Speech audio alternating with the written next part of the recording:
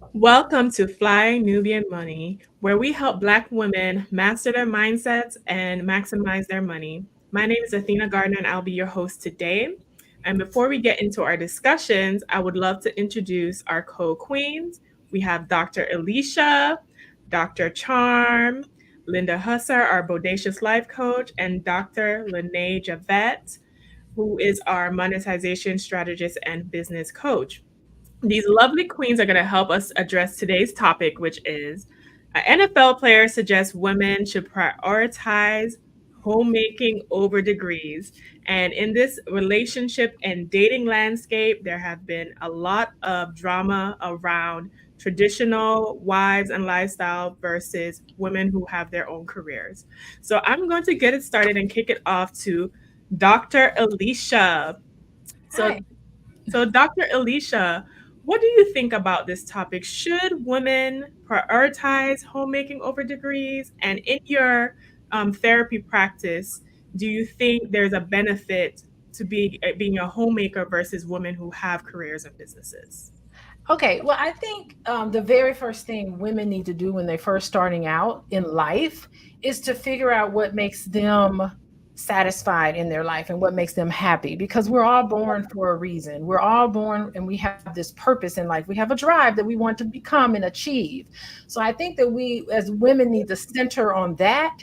And there is such thing as harmony. So can women have it all? I know we were talking about that, but it needs to be centered on what it is that makes you happy. There's nothing like giving up your life so that you can get married and have children. I'm talking about giving up your career. So I do think that it is possible with the help of your husband and supportive individuals for everybody to come together and make sure everyone's living their true life's potential. And I think that's what's important. And what was missing in a lot of the conversation with that's been going on today in terms of modern women and modern relationships. Mhm. Okay, I love that. I love that. I want to pivot to Linda, our Bodacious Life coach. Linda, do you feel in your practice, have you seen a difference between women who are traditional homemakers versus those with businesses? Are any particular group happier, more fulfilled?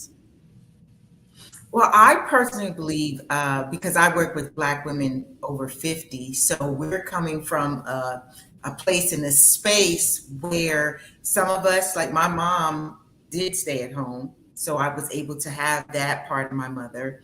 And now we're having more women, like we were talking about, more Black women with businesses, the fastest growing segment, I do believe, of the population that are creating businesses, which means they are not traditional women per se. Having said that, um, actually, you know what? This is this 60-year-old brain fog. Tell me the question again. From your clients who are homemakers versus those who are Yes. modern women that have careers, do you notice anyone being particularly happier? Are you noticing any patterns within those two segments? So, what I can say is again, we have two different dynamics. We have women who were born in the 60s, early, 70s, late 50s, and we have women who were born like you, who were probably born in the 80s, right? So there's just two different things happening. But to answer your question, I feel that my demographic are less stressed. They are they have more of that soft girl life, and they're not consumed with social media and what's going on. So they don't have to really contend with that so much. So I would say that yes, they are, simply because of the stress factor and the keeping up with the Joneses factor and all of that. That can be very, very stressful, whether people want to admit it or not. That is like being on a merry-go-round of madness. Because if you're glued to social media and you're keeping up with what other people are doing, you can't really be yourself because you're whatever the new thing, the latest thing is. and it's constantly changing, like the algorithm, as far as I'm concerned. Yeah. I've noticed within women with my demographic that there seems to be a higher level of stress and anxiety and all of these social disorders, is what I'm going to call them, because of the pressure to maintain the image. When I just remember, women of prior generation just focusing more so on what their immediate Yep. world was, which is their own family or people that they knew.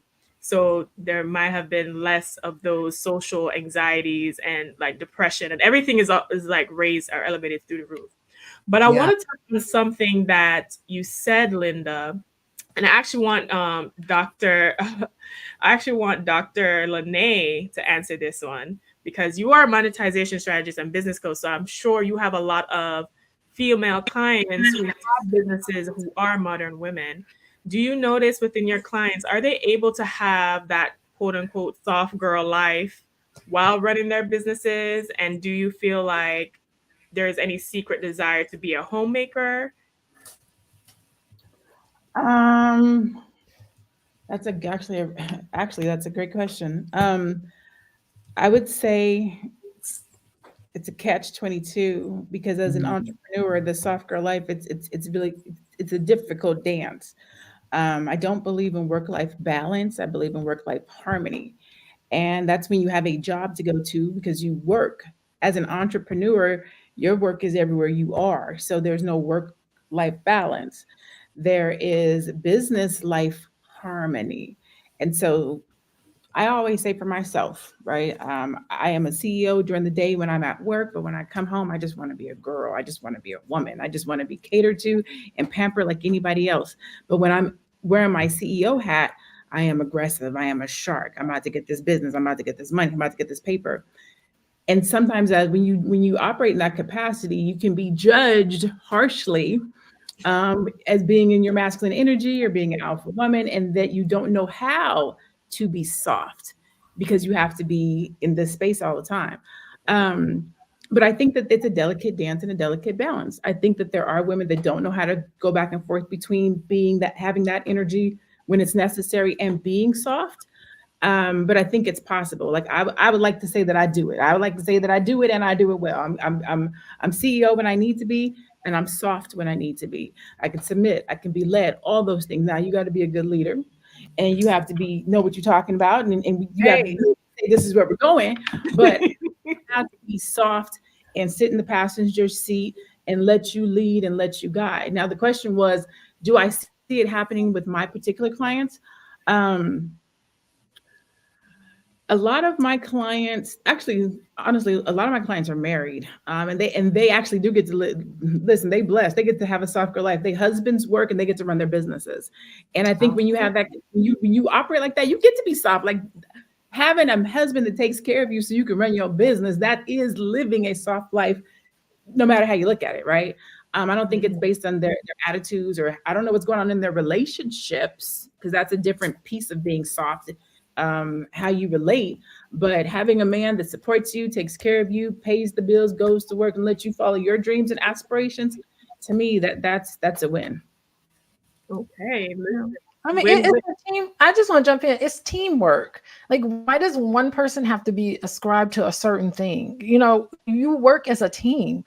Like, if I had a husband, so to speak, who wanted to start a business, I would support him in starting his business. That's his desire and what he wants to do. I would have a conversation with him and rearrange our lifestyle so that he could support his dreams. And I would hope that that person would do the same for me. I think that it's dynamic. When you're in a relationship, you have to be able to support, and the relationship has to be able to support everybody's individual goals. So, I mean, it doesn't have to go one way or another. It's teamwork and everybody filling in where they can so that individuals in that family can get their dreams met. But I have to jump in now because I feel you, Dr. Alicia, and in a perfect world, that would be phenomenal. However, because I agree with Dr. Lene, what she is saying, whether we want to just keep it 100 or not, most women, if you were to ask them, hey, would you rather your man really do his thing and allow you to do you and build your business? They're all going to raise their hand. I mean, I just feel that that's just, it doesn't make it necessarily right, but it's the way it is. I also agree with you. That would be fabulous if that was the way it was. Unfortunately, it doesn't. If the people are going to keep it 100, keep it real, they're going to go with Dr. Lene. You know, I had to say something. I have to jump in again. Sorry, I don't want to dominate everything, but like my husband is not a bank account. He's not an ATM machine. For you know what I mean? For a lot of women, he is. What are you talking about? I value him as a person. We all contribute together to help each other's individual goals, and that's the hallmark of a healthy relationship. To know that for you, but for a lot of women, a healthy relationship is the man letting her do her, and he's out there bringing home the bacon. I'm just keeping it real. Do some surveys. Listen, I love the spice. I love the spice, and we're gonna pick it up right after this quick reset. So, if you are joining us today, you are watching Fly Nubian Money, where we help Black women master their mindsets and maximize their income. Today's topic is an NFL player suggests women prioritize homemaking over degrees, and it is getting spicy. However, we would love to give you an opportunity to download our free copy of our book, Financial Lovemaking, so you do not have to deal with the issues of having to battle between financial compatibility between you and your future partner. If that sounds of something interest to you, text Queens to 87948. The book is written by Dr. Watkins. Remember, text Queens to 87948. While you're at it, please like and subscribe to the channel. We are here Monday through Friday, 1 p.m. Eastern time. So, all right, ladies, back into it. So, I will have to say this. I think that the reality of the situation, if you were to survey women, like Linda said, most women would like an arrangement where they don't have to work as hard, that their partner, being a man, being a traditional man and provider, would be able to shoulder more of that load, and they are free to do whatever they want, which is at homemaking, whether it's run a business, whatever. However, the reality of having a man who is a provider, especially in this economy, is very, very slim. Less than 10% make enough income to support a household, support a certain kind of household and lifestyle. So most women are not kept. Most women also work or contribute in some way. But what I want to talk about before we pick up the rest of this, Dr. Charm, you are a doctor and a spiritual coach. I want to hear from you. What do you think about this topic? Do you think that being a homemaker or having being a woman who works and have degrees, I mean, you're a doctor, so I know you got the degrees, girl. So what is your thoughts on the subject matter? Well, you mentioned about the degrees. There was one, there's this famous saying like, "Oh, these degrees don't keep me warm at night." And I remember I was on a message board, and the girl said, it was like a Black luxury women's group or something. And she said, "You know what? These degrees do keep me warm at night because I can pay my light bill, my gas bill, my water bill." True. So I will have to say, especially in the Black community, I mean, there's a racial wealth gap. I mentioned this last time I was on. You have a racial wealth gap. You're dealing with a lot of economic deprivation, and so for Black women who are married to Black men, they're not, as a group, going to earn as much as other races, as much as white men and other races. Unfortunately, that this is just the reality of the situation. And traditionally, Black women have always had to work. So the feminist movement really wasn't for us because we always worked. I mean, I think the rules about women not being able to have their own bank account and having to have the husband sign off on those kind of things, those things may have affected us more, but we've just been in that different position. So that's the reality which we have been dealing with racism and white supremacy. Mm-hmm. But I do say that to say that, this whole gender conversation about Black women being so masculine and not being soft and not being feminine. Well, when you put a woman in a position where she has to access and have her masculine energy dominate, then this is the result that you get, because we're out here doing masculine things such as having to work and hold down 40 and 50-hour weeks and do the other work. And that's more responsibility than women of other races in America, at least, are dealing with. And so it puts us in a position where you have these gender conversations where men say, well, I want my woman to be submissive and soft and all this. Well, you're not putting her in a position to be submissive or soft. And so that it really is, it becomes counterproductive. So yes, ideally, I think that women should practice hypergamy. And for people who don't know, hypergamy is, dating at your level or above, because it seems that when women entertain men who are not at their economic level, at least, or social level, that it causes resentment. And so then they start to act out in other ways, like cheating and degrading women. Now, that's a generalization, but I think it's higher risk for that. So that stay-at-home mom and those things in the soft life, I think it's great. I think you should try to look for a provider. I think, and a man in his masculine should seek to be a provider, even if he doesn't make, he doesn't have to make $100,000 a year or over to be a provider, to have that mindset. But I also think that women need to be smart and not be dependent on the man to, there should be a contingency plan. You should not, what if your husband dies? What if he were a great provider, but then he died? So then you need to be able to have your own way of, or your own money, or your own way to provide for yourself in case something does happen to that provider. Or what if he loses his job? Or Yeah. what if his business goes bust? What are you gonna do? Be like, goodbye. Yeah.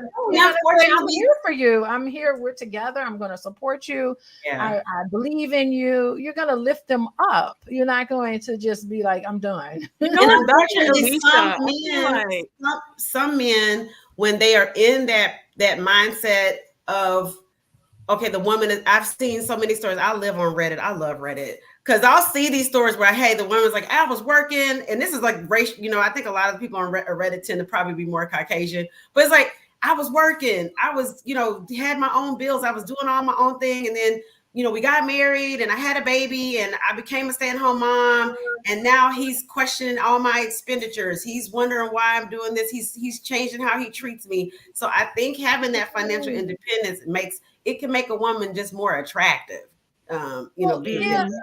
See, as a therapist, if I hear a man say he's concerned about how much his wife is spending, in my mind, I want to know, what is the fear underneath that? Like, is he worried about something? Like, this is where you got to get into the psychology of why people do what they do and why they have their beliefs. And you don't dismiss it. You make that part of the conversation, particularly with couples. You say, what is it? What's the fear? Share a story about it. It's the empathy. It's not there. I don't know if Reddit can give some empathy, but it's not really there. And I'm going to say something. I'm going to say something in favor of African-American men, because research has indicated over and over again that above and beyond all other racial groups, African-American husbands are way more inclined to participate in domestic chores and help with raising the children compared to everybody else. So, I think that, and I've been talking about whiteness. I think this so-called hyper masculinity and all this toxic stuff coming out of men, I think that's nothing but whiteness. And we need to label it for what it is, because, and we need to stop labeling African-American men as these hyper masculine people. I think as a whole, they grew up, they grew up with a single mom. They know what mothers go through. So they get married, they empathize with that. My mom went through that. She didn't have a husband. I'm now going to do better. And I'm going to do for my wife and help her out and help in the household. And they're doing it. The data is showing that they're doing it. And also, we need to stop with these stereotypes of women being, masculine and hard. I don't know about y'all. When I graduated from college, I hung out with this girl, and she was Italian. Y'all ever hung out with Italian mothers? Italian mothers were loud. They ran that household. They yelled at their husband. I mean, I don't know how soft they were necessarily, so to speak, but those Italian fathers loved. Mhm. They loved their wives and they let them run the household. They come in, they did provide. They would come in and just like exit out the kitchen, but those Italian women weren't degraded for being that way, for running the household, for taking care of the kids. They weren't labeled by their husbands as something negative. And I think that we as a people need to stop looking at ourselves in this negative way because it's not true. Mm-hmm. It's I would. I actually want to Looking at it pick up on negative that though. Like, because where's the negative come from? What do you mean when you say that? and, Negative? black women not being hyper masculine and being in this way, just any sort of negative statement that you would make about Black women in general. I think we need to, number one, we need to get underneath what some of this is. It's fear. Some of it is fear. Some of it is trauma. And we need to stop labeling people and making them feel ashamed, for behaving the way they do. And secondly, we got to look at these other ethnic groups.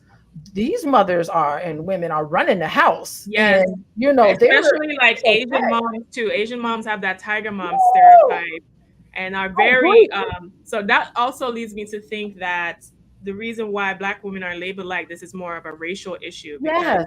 if you're Asian, you're a tiger mom. If you're Hispanic, you're a spicy Latina or Italian mom. But for some reason, when a Black woman exhibits any kind of assertiveness or firmness or boundaries within the confines of her relationship or family, it's a negative stereotype. And this is something I want to pick up after we do this quick reset. So if you're joining us, please share and like and subscribe to our Fly Nubian Money channel, where we discuss mastering mindsets and monetizing your money. Today we are discussing, should women prioritize homemaking over degrees? And this was inspired by an NFL player. So we are talking about the financial aspects of relationships and dynamics today. If you want to avoid having issues with financial compatibility with your partner, please feel free to text Queens to 87948, where you can get the book Financial Lovemaking by Dr. Boyce Watsons. So please be sure to text Queens to 87948. So I want to talk about something. So we have all these different movements going on. We have trad wife versus modern women. We have sprinkle sprinkle. We have drizzle drizzle. We have pro hypergamy. We have Black women tired of being ride or die. We want to provide it. We want to kick our feet up. So my curiosity in this whole thing is, okay, there's all these different movements for all these things happening, and I'm looking at the behavior. I'm noticing through the stats, women are starting more businesses and working and going to school at a higher rate, which I think personally is a response to us not having trust that the men will be there, whether financially or even dating out or whatever the case, especially with Black women, because the statistics shows that Black men date other races at twice the rate versus their other male counterparts, right? And even the statistic Dr. Alicia said about Black men being more active at home domestically, which is great, but are they doing that at home domestically because they feel like they have to overcompensate for their lack of finance? So Dr. Lene, I want to kick that to you. I know I said a lot here. How do you think that these different movements like sprinkle sprinkle and drizzle drizzle and hypergamy, how do you think that affects women's choices today? And do you have an opinion on that? So first of all, I have no idea what any of those things are. Very fascinating. You should. I thought it was just me. Thank you. I'm like, well, any of those things are. Sprinkle is funny. What I will tell you as a strategist is everything I do I'm thinking about the end result. And I think that just as human beings, but especially in our community, if we thought about the end result that we want, a lot of the things that we do and how we operate and where we go, a lot of that could be resolved. We all often end up just in situations, right? So there's all these different movements. And I think that individuals will jump behind a movement because they themselves don't actually know what it is that they want to do or who they want to be or who they want to date. And so it's much easier to be like, oh, this movement, this new I'm just going to use Black Lives Matter. I don't know what sprinkle is and the other things, but whatever it is, oh, this is cool. This is the new thing. This is the trend. I'm going to jump on that. And then the next thing happens and then they jump on that. And then the next thing happens and they jump on that. And so they put themselves into various situations, dating various people, depending on what the movement is. And then in the end, you don't really know who you want to date or how you want to act or what you like or what you believe. I like what Pretty Richie said. Is there a song called Pretty Ricky or artist or something? Anyways, Yeah. I think that it's important as Black women. I like and I like what Dr. Charm said. What was the hypergamy? I like that. I like the concept of dating on not necessarily your financial level, but your mental level, your growth level, your potential level, because you can grow together. And so I want to go back and kind of correct one of my statements, what I said earlier about the woman being home and being taken care of as the soft life. I do think that that's the soft life, but I think to what Dr. Alicia said, I think it goes both ways. If I got it, I can still be soft and take care of my man while he's doing what he got to do. The preference is to be taken care of, yes, but when you're a team, when you really know who you are as a woman, and you know what did Prince say? Anybody trying to play me is playing themselves. If you're not playing in my face, and we are a team and we are working together, I can be soft and take care of you at the same time. I can be soft and support you at the same time, because if it's our household and we are together, with the team wins. So the softness will come back around. I'll be able to come back and sit back and eat my bonbons when the time comes, if the team grows. So I don't think we have to follow the media. I don't think we have to follow the trends, because that's what they are. They're trends. I think we have to know who we are. We have to understand who the Black man is. We have to decide how we want to be and how we want to show up. I know that the ride or die and all those things, I don't think we have to do that. I think there has to be balance. I think that we have to show up for the other person the way we want them to show up for us. And I think that that's a little bit of our issue right now. There's so much imbalance. And I'll say this. As educated Black women, with being that Black women are the most educated, we're starting businesses faster than everybody else. We're like right here. Black men they haven't caught us yet. We have to really decide, how do we want to date? If you're trying to date at this level, there's not a lot of Black men here. You might have to see a little bit of potential, see what the man is doing, see how he supports you. There's multiple ways to be in a relationship and be supported and feel. So do you feel like women have to compromise on their qualities or characteristics of their partner and look more so towards potential? Or do you support even opening your dating bracket and dating men of other races? I don't support dating men of other races. Okay. Is there a reason? I'm a Black woman and I love the Black man. So that's my stance. Now, if somebody else chooses to do something, I don't have to love who you love. You get to make your own choices and decisions for you in your life. I don't shade nobody who does. As for me and my house, we will date Black men. Okay. All right, Dr. Charm, I saw you. You was giggling in the back. You was giggling in the back when we was talking about sprinkle, and hypergamy. And I want to go on the record and saying this. I feel like what is best is to date on your own mental and spiritual level. And I also feel like dating at your economic level or above is better from someone who has dated across tax brackets. It is a much easier experience when the man is at least on your level, because I forgot who said it on the panel, they do start to view you as competitive. They do feel a way like they're not living up to their role as provider, even if in the beginning he's like, oh, it's no problem.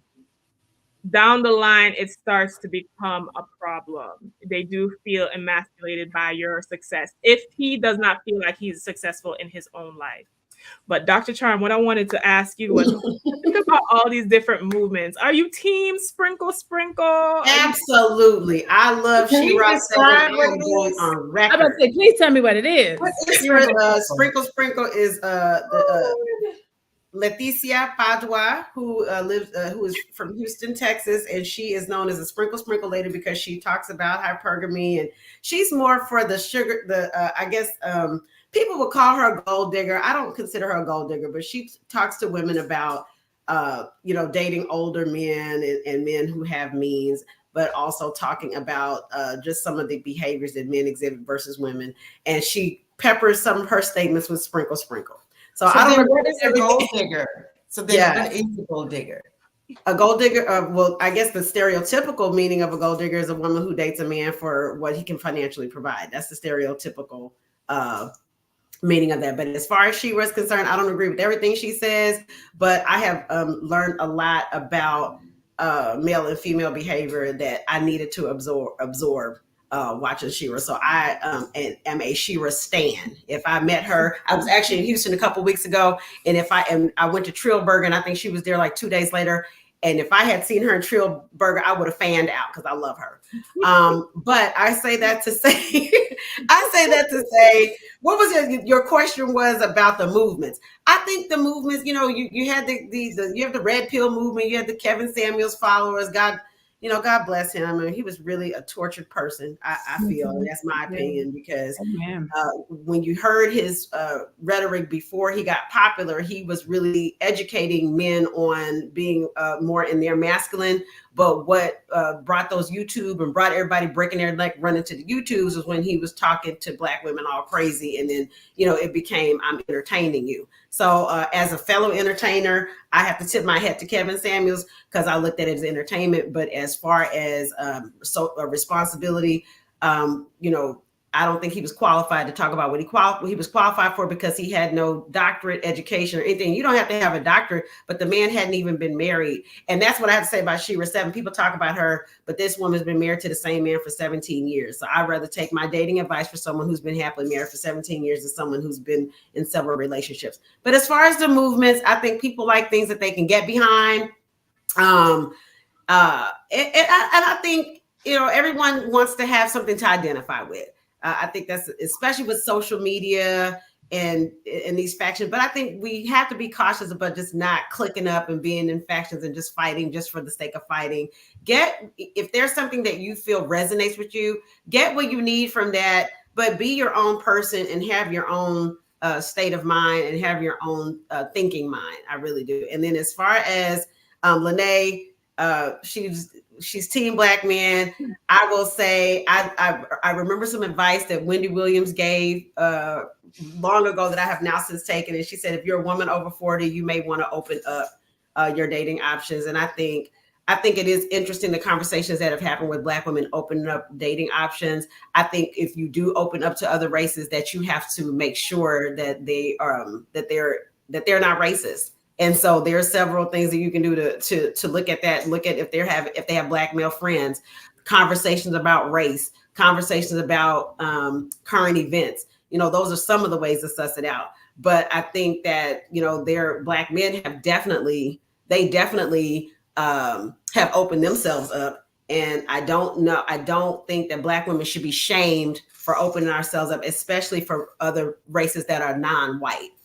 Because we would tend to have more in common with another race that is non-white, because they may have, they will have experienced racism, white supremacy, if they're not trying to aspire to whiteness. Well, if you are joining us, we are having the very salacious topic of, should women prioritize homemaking over degrees? And going through the financial aspects of relationship is something that is always enthralling to me as a CPA. I'm always interested and know about money dynamics, whether it's in a business or a relationship. And if you want to make sure the money dynamics in your relationship is good, you're going to want to go and get this free ebook we're giving out called Financial Lovemaking. And how you can receive that is by texting Queens to 87948. Text Queens to 87948. If you are joining us, please hit the like and subscribe button. Make sure you text Queens so you get that ebook. And make sure that you subscribe to us so you do not miss a thing. We are here Monday to Friday at 1 p.m. Eastern time. Now, Linda, I'm going to kick it to you, girl. I'm going to kick it to you. So I'm a 90s baby. My generation looking at what our parents have done before. I'm also in the dating climate. So I'm in the ghettorachi of dating. I'm in the cesspool. I'm being affected by all these different gender war movements and dynamics. The men are upset. Okay, the men are upset. How do you feel about, there was a critique about Black women who have consistently been ride or die, and have championed men while, you know, they date outside the race and they do all these other shenanigans. Not all of them, not all of them, but there is that out there. Do you feel, because I know you was propping up Dr. Lene, do you feel like we should be as race loyal when the men are leading the way as far as interracial dating? They're like dominating that. Should we, you know, the men are leaders, right? As they say. So should we follow what the men do? I'm following my heart. And my heart is with the chocolate brother. They're deeply melanated. I'm even, when it comes to that, it's like skewed to the chocolate side. So that's what I'm gonna follow, is my heart. I don't feel that because someone else does something, we should do something. I don't, you know, I've got 3 brothers, and let's see, 1, 2, they all have children by not all of them, but they do have some that are not Black women. What I find having 3 Black brothers is that sometimes people just don't want the struggle. They don't want the strife. They don't want the neck turning. They don't want the this. They don't want you all up in their face. They just, and this is not everybody. I'm just talking about my experience from my Black brothers. And so when the word gets out, so to speak, that the others don't do that, and if you don't want to have that energy, that's where we're going. All right. Now, what I do find interesting, though, is that they be hitting their cheat on with the chocolate. So go figure. And that's all I'm gonna say about that. Y'all can read into that what you want to, but I'm gonna leave it right there. All right, moving right along. All right. So, all right, because that was interesting. So, what I want to also pivot to is, all right, Dr. Alicia, team love. You know, we team love over here. So, you know, focusing on loving your partner, I agree, because my experiences, even with dating across tax brackets, right? Even if a man has means, it doesn't mean he has good character. And to be honest with you, there's a high percentage of them that engage in a lot of debauchery, hence why I'm still single. But it does, so character above all has to come first, has before even the bank account. Now, I don't suggest nobody date nobody broke. Like, I don't suggest that either. But the character is of supreme importance. Now, Dr. Alicia, I want to give you a moment because you have said a lot on this panel, and some people may have some critique for you because your husband is a business owner, your husband is a provider. So they might be able to say, you know what, Dr. Alicia is making some good points, but her experience is not the experience of women who are having struggle love, or who feel like she may not, you know, you might have more of a leeway financially to be saying these things when your experience is not reflecting that. How would you like to respond to any of the audience members who might have that critique? Well, I mean, this is just my outlook on relationships. It's always been like that my whole life. So this is not my first marriage. I don't remember necessarily struggling, but the way money was introduced to me growing up was not something that was seen as like the primary focus of why you're friends with somebody, or the primary focus of why you're hanging out with somebody. Like, you know, my friendship with boys had nothing. I didn't know how much money he made when I started dating him. I had no idea, because I was looking at the person. And we didn't even follow each other on social media until after we were dating. And I didn't, maybe he picked up on that, you know, maybe that was his attraction to me. I don't know, I have to ask him.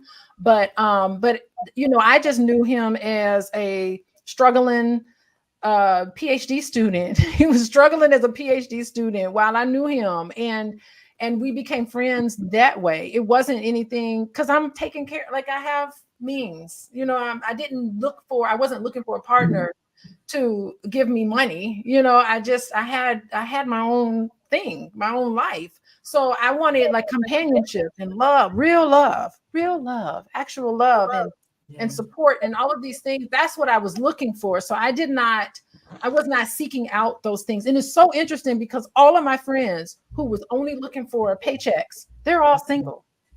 So I think that that's something that people need to keep in mind. I don't know who this applies to, but I mean, you need to keep in mind, because I think men, they work real hard to build their business and to do things. I don't know if men are really looking for someone to just sit and eat bonbons and get money, just pay for their bills every day. I think that they want a little bit more substance and a little bit of something there, and just something else. We had to talk to men. We need to have some men on this panel too, because we need to talk to them, because I don't think successful men, contrary to what we might think, they want someone that they can talk to who's intellectual, and maybe, the connection started there. And this is the God's honest truth. I said, why is everybody walking up to you, taking pictures with you? What is this? Like, why is this is crazy. Who are you? And we were already dating. So I think, like, that's the piece. I don't think men just don't want to be seen in this one-dimensional way. Men want love and connection just as much as women do. They really do. I talk to men all the time, and it's interesting. Some men will bring their wives to a therapy session, and they'll say something like, I want more connection with my wife. So men need love too. They express it differently. They come by it differently, but they're human beings with real feelings and emotions. I would say not just love, also competition. I know we had talked about that a minute ago. Men don't. I think somebody was saying when you start dating at a certain level, men start to feel like you're competing against them as you go up. But competition is healthy. The dude that I'm dating right now, we're in competition right now to see who can get to 800 credit score first. Like, that's our competition right now. We're both doing the crazy work to get to an 800 credit score. It's so beautiful. Yeah, and then like he's already at 7 figures. I haven't hit 7 figures yet, but we're competing to see who can double their income fastest. Yeah, like you competition is good and it's healthy when it allows you to push each other. I forgot who said it, but sometimes we make things negative. Competition with your significant other that is healthy is not a bad thing. You push each other to do better. We take a lot of things and we make them not be good. It's okay to push the person to want to do more. It's okay to invest in somebody's dreams and have to sometimes be the person who holds it down. It's okay to go out and get a degree and not focus on homemaking at this point in life.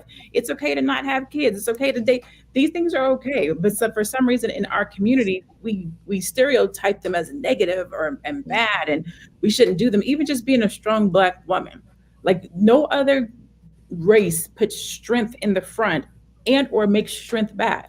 What is wrong with being strong? What is wrong with being caring and loving? Why don't we get the same empathy, not sympathy, empathy that other races get for doing the exact same thing? We're just doing it from a melanated perspective, and we take on more life and strife as women than any other nationality. But when we do a lot of the same things that these other nationalities do, it's considered a negative or a drawback. I don't understand that. That's very interesting. And I do think that there are some racial undertones within what you just said, because to your credit, other races don't face the same critique or issue. If you are just joining us, we are Fly Nubian Money, where we help Black women master their mindsets and monetize their income. For those of you who are just joining us, we are talking about women prioritizing homemaking over degrees. And this has been such a spicy topic. I love it. If you guys don't want to have this much contention within your own relationships financially, feel free to download the free ebook, Financial Lovemaking, written by Dr. Boyce Watkins. Please text the word Queens to 87948. That is Queens to 87948 for your free copy today. We are on Monday through Friday, 1 p.m. Eastern time, and you will see us all the time. All right. So, Dr. Charm, I'm going to kick it to you, Dr. Charm. The statistic says that a woman even taking a 5-year break, so this is not even a woman who is a stay-at-home mom, right? She just taking a break, whether it's a career break to raise her young kids or she has to take care of the elderly. A woman who makes 60K that takes a 5-year break forfeits up to $800,000 of income that could have been generated throughout her life. So and we understand the inflation is inflation, the price is pricing, and we are in certain economic times. Can women even afford to be homemakers at this point in time? What is your opinion? I think in the right situation, I am a business owner and I also work. And ideally, I would love to become a full-time business owner. And I think there are a lot of women who are in that situation where, and I think that's something that women should aspire to. If you do get to be a stay-at-home mother or a stay-at-home wife, and you have a provider that allows you to do that, use some of that time to cultivate other interests, hobbies, volunteer work, or a business. Even with the phones and the social media and things, there's so many businesses that can be run from home. And I think that should be the goal for a lot of women, instead of, because it is dangerous if you do leave the workforce and then you have to come back in 5 or 6 years, you're out of the workforce. And a lot of employers will look at that gap and just automatically dismiss you because they're like, hey, what have you're not in the market, you're not marketable. And so it does make it that much more difficult. But if you had, say you had to go back into the job market, but you've been running a business during some of that time, it's just something to think about as far as just being more attractive on an employment scene. But just for overall wealth and health, an entrepreneur has no cap on what they're able to make. And so it's wonderful to be able to have your husband work or you working part-time where you're starting a business, or being a stay-at-home mom starting a business. And in that way, you have unlimited income that is in your future, to where you have your own independence, your own finances, your own independence, or even just more disposable income to contribute to the household if you want to pay for vacations or other things. So I really think that those kind of things are important when evaluating finances and relationships. I love it. Now I'm going to kick it to you first, Dr. Alicia, and then Linda. So Dr. Alicia, we talked about empathy. We talked about not looking at a man as a bank account. We talk about being on team love. In your coaching practice, is there a difference between women who are homemaking or modern women as far as how do they feel fulfilled in their lives? Do they feel appreciated by their partner, by their family, especially the homemakers who sacrifice, like I said in that stat, income and career opportunities to be there? Do you think those women feel appreciated within their relationships?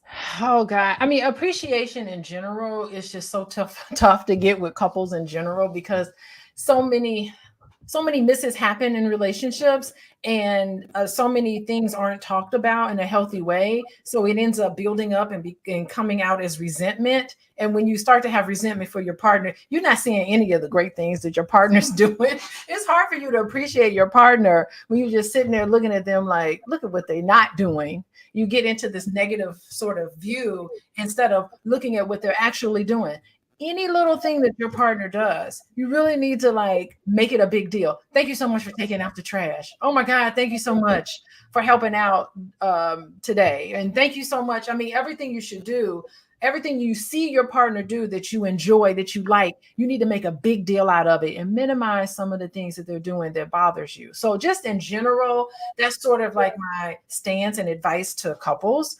And I do think you got a point, because it's hard to have empathy if you're working all day and you come home, right? You don't really know or understand what your spouse is doing, who's home with the kids all day, taking care of children. It's hard to understand. And of course, if you're a stay-home parent and you're parenting, if your spouse comes home, you're just like, here, take these kids, I need a break, So it's hard to have that empathy because you live in such different lives. You have different worlds, different friendships, different environments. So it is important. You can lose that appreciation and gratitude for each other. And you have to consciously work on becoming more appreciative of your partner and having deep conversations. I mean, every night before you go to bed, in the morning when you wake up, you need to have conversations. What was your day like? What were you struggling with?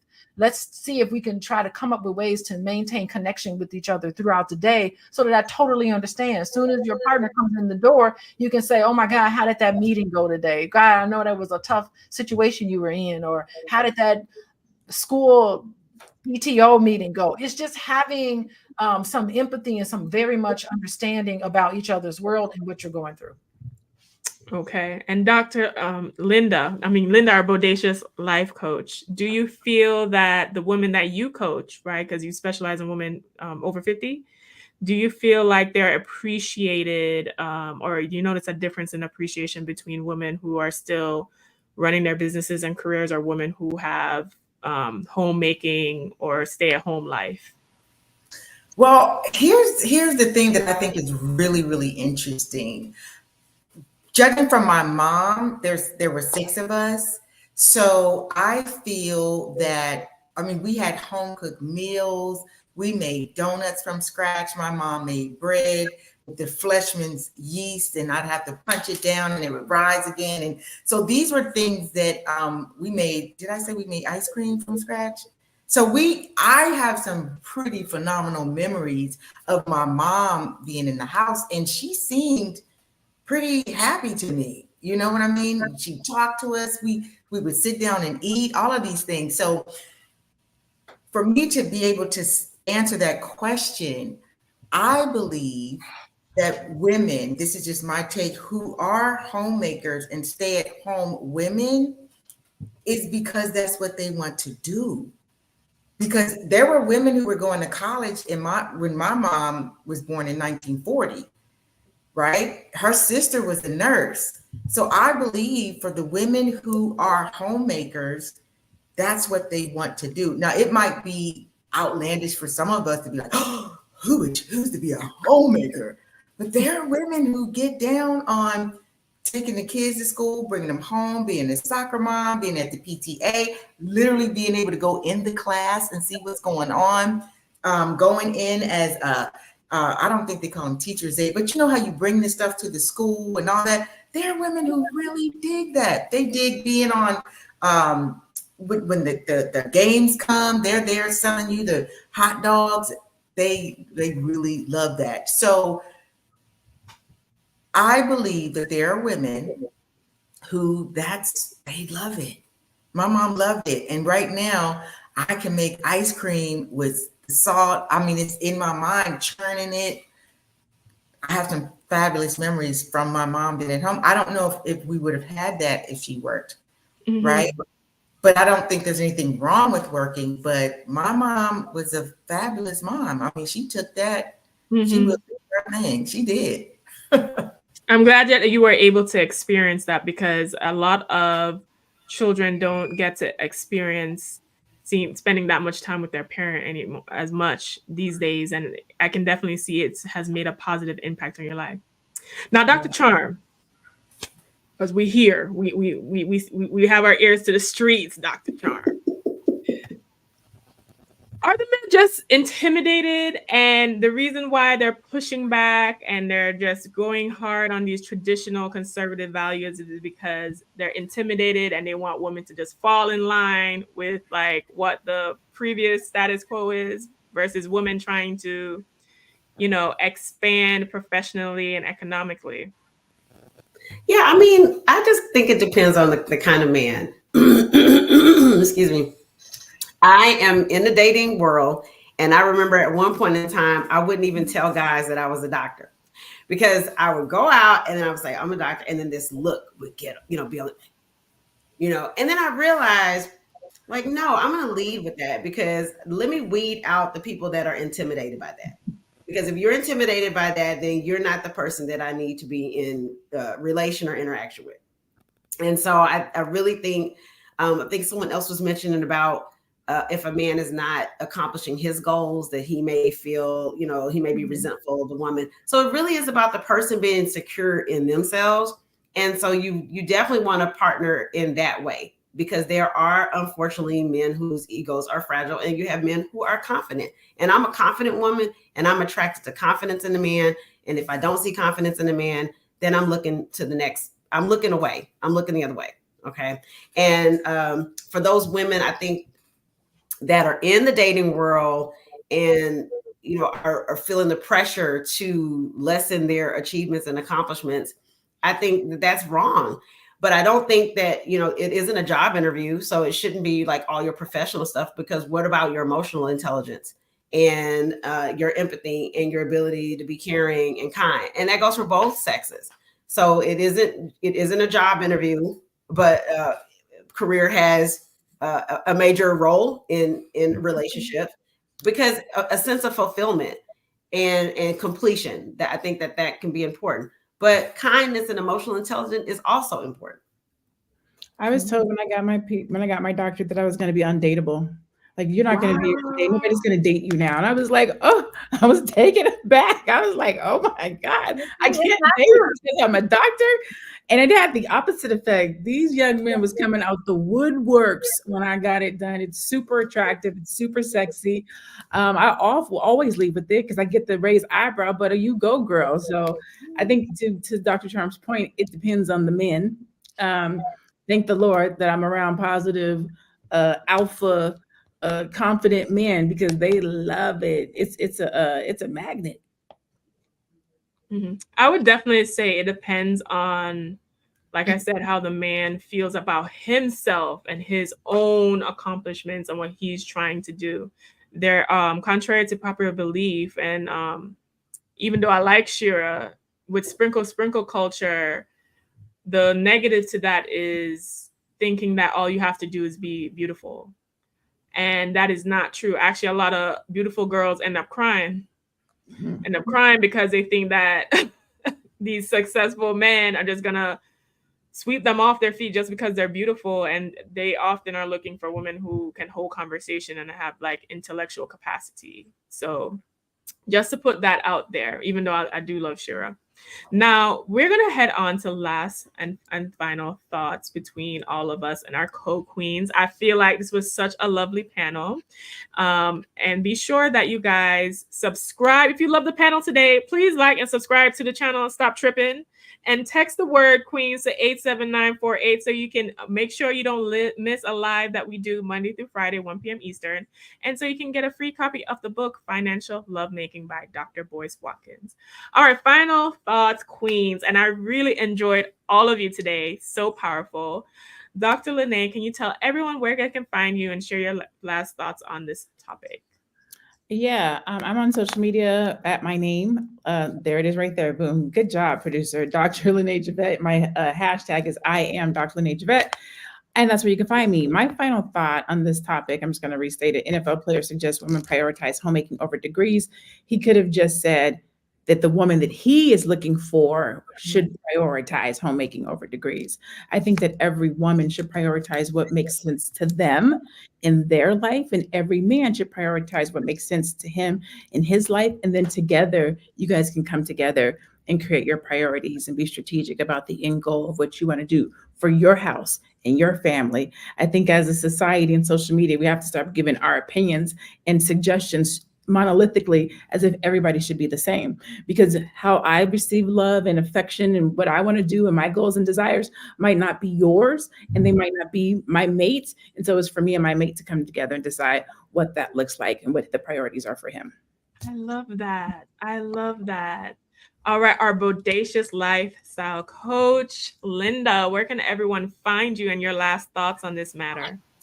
Linda S. Husser on Instagram, Linda Susan Husser on Facebook, and where else? TikTok. I'm killing it on TikTok. Linda S. Husser 1.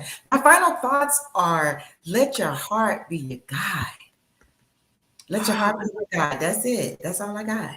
Thank you. Listen, I felt like I just received a little healing with that thought. I felt my heart do something.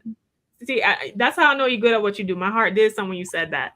All right, Dr. Charm, listen, tell people where they can find you and tell people how multifaceted you are. You're not just a medical doctor, you can do it all.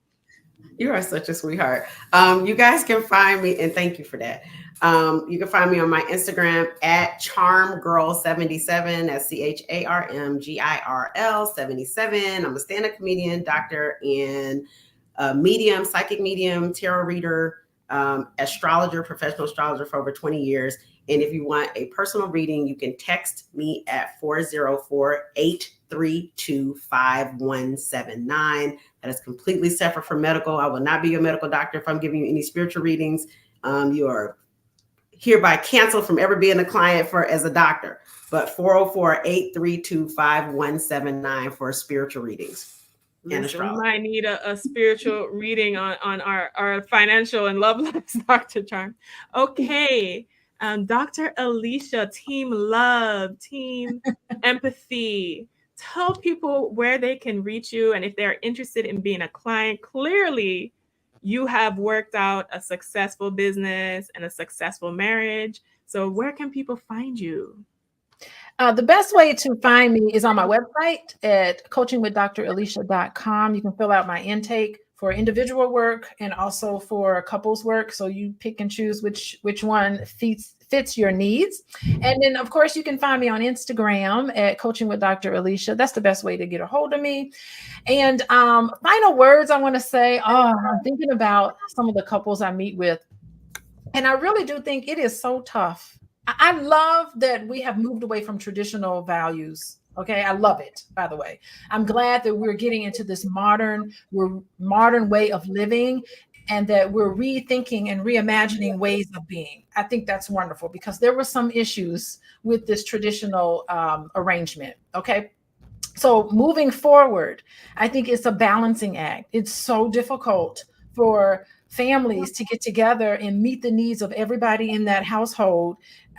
It just is tough, and there's obstacles and challenges there. But I do think if you have a man and a wife running that household who are or whatever type of couple they are running that household, they need to be able to be on the same page. They need to be able to have harmony together. And they also need to work together to make sure that you're not just managing finances together, but you're managing the household, the children, in-laws, all of those things that make a happy, healthy family. It needs to be a collaborative effort. I don't think it should be 100% on one person and one duty is 100% on another. It has to be collaborative. And I know that Black men have been doing it, and Black women have been bringing home the bread, and Black men have been helping to take care of the kids, and those couples are happier for it. So I have hope for the future and for this modern way of looking, and I'm here for it. And you can reach out to me if you're struggling with these things.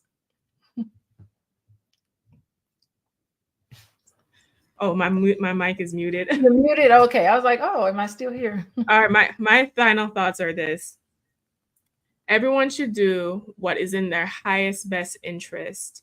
I know that the relationship and dating waters are murky, but especially when it comes to finances, you need to make sure that you are financially compatible with your partner. As a CPA, I have professional business clients and personal clients as well. This money issues come up all the time and dynamics in relationship. You can find me at wewealthwomen.com, where I teach women to be the wealthy goddesses of their life.